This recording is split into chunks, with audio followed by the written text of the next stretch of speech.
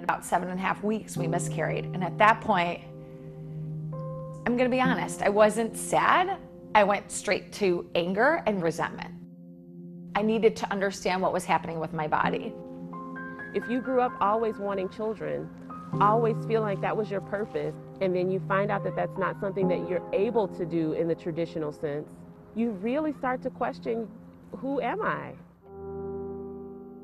We tried naturally, unmedicated, timed cycles for 1.5 years. It was just still like, well, why the heck isn't this happening for us? Like, what's wrong with us? We actually found that both of my fallopian tubes were completely blocked, and that all of those other medications I'd been taking would have never worked because there was no way for sperm to meet egg. I didn't want to have to go through any more miscarriages. At that point, we had gone through 3.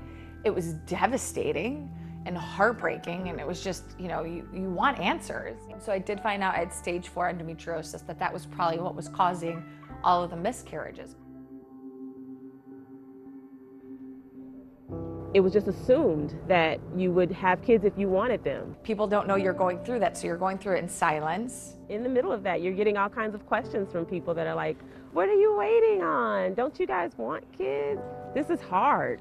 It's really, really hard. 1 in 4 pregnancies end in miscarriage. If I would have known a lot of those statistics, maybe I would have felt less alone. I recognized that it wasn't that Black people weren't dealing with infertility or that it didn't affect us. It's that we aren't who you see when you think about it. When you go to the clinics, the pictures on the walls don't reflect us. When you look at the advertisements, we're not usually represented. This is 7+ years in the making. After 4 miscarriages, is our 5th pregnancy, our first rainbow baby. We were able to transfer 1 embryo, who is now our son Judah, who is 4 years old, but he is basically a young middle-aged man.